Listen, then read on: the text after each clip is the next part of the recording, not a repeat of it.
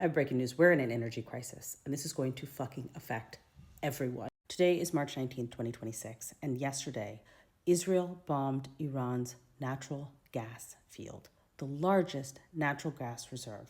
In response to that attack, Iran has attacked, as it has been reported, the oil refineries in Saudi Arabia, oil fields and industrial plants in Qatar, and there's an oil refinery or plant in Kuwait that's currently on fire.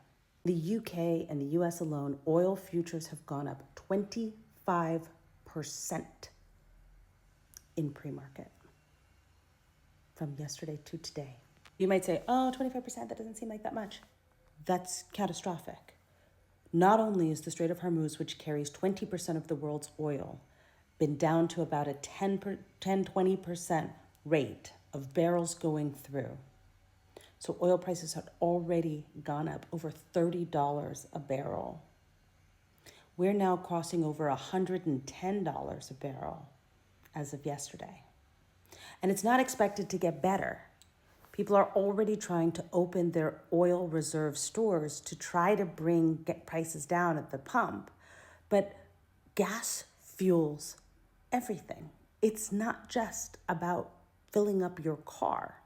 It's also about airplanes and airplane travel and what it costs to move around. It's also about shipping and transportation and the food that gets to your shelf and global trade.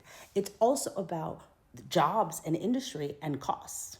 When oil prices go up in this way, even though the United States has 80% of the world's oil comes from us, we are fixed to the global market.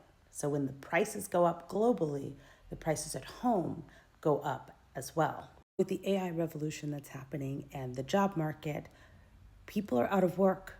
They're not getting paid. People have been laid off in multiple industries.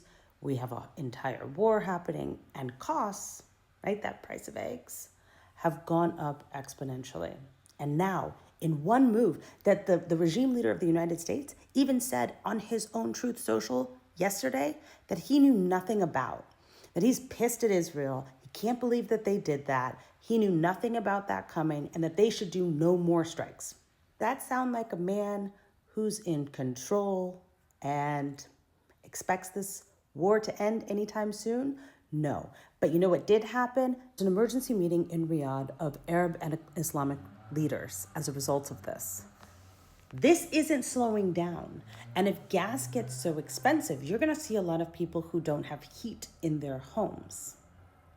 You're going to see people without power. You're going to see people freezing to death because we still have severe winter storms happening in parts of the country. You know what's always going to have gas, though? Heat and fuel and energy. Military bases, where the top senior leadership for Trump's team moved to last year.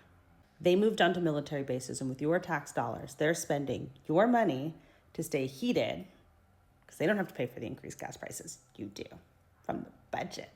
And they're going to need an additional budget because the prices have gone up. We're going to have to go back to Congress, and they're going to have to say, hey, we need more spending money because the costs have gone up and we could not have anticipated this. Who would have thought? Like Trump said, who would have thought Iran would have responded like this? You mean a sovereign nation that openly told you if you attack our sovereignty, we will respond in self-defense as we have the right to do? And we have the capabilities to do it, or the fact that they signed trade agreements and mutual protection agreements with North Korea, China, Russia. Like, do we just forget about that? That Russia and China and North Korea are providing intelligence and technology, and that they are a country of 93 million people who build and make things, and some of the smartest people on the planet. I don't think people realize this, but Persians are brilliant. Historically, their contributions to math, science, astronomy, astrology, look it up.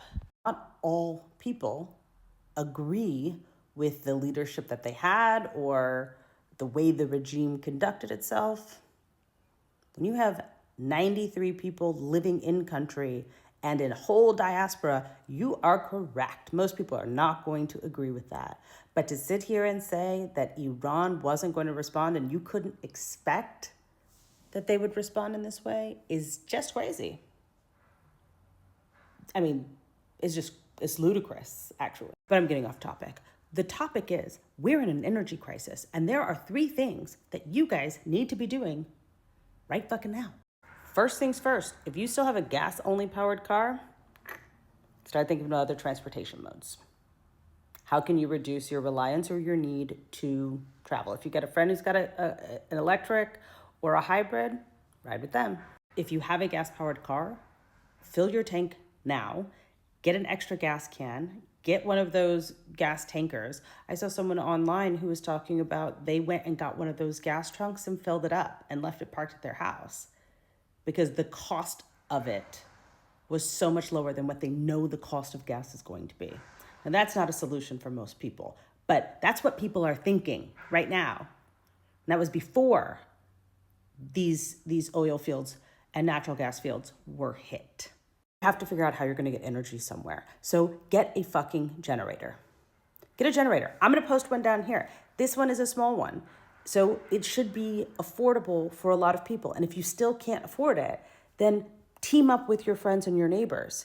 Having one person in the community that has a generator or pooling resources to get a bigger generator to make sure that at least one home in your neighborhood has enough heat and the ability to keep a refrigerator cold. I'm not trying to fearmonger you. This is the reality. They're hitting the oil fields and shutting down global trade. And what Iran did to say to other countries about the Strait of Hormuz, that they're floating the idea that they'll allow ships to pass as long as they pay in the Chinese yuan, that is a direct attack on the dollar and the dollar's value. That's the direct attack on America as a superpower, because what we have is sanction power because everybody has to trade oil in dollars. But if they start trading oil in the yuan, dollars don't have that much value anymore because dollars aren't backed by a gold standard anymore. They're backed by the full faith and credit of the United States, which is our military and oil. That's it. People keep saying China hasn't entered the chat, but they have. They have oil sitting in tankers off their coasts and off their shores. They have reserves for months to sit and wait while the U.S.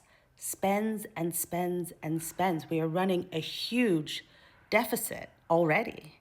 The only reason we can do that without our entire economy collapsing is because of the dollar and the fact that everything is traded in dollars. So if that changes, we're bankrupt as a country. And China's over there quietly disposing of U.S. bonds, further impacting our economy, further impacting your wallet while everything else is getting more expensive.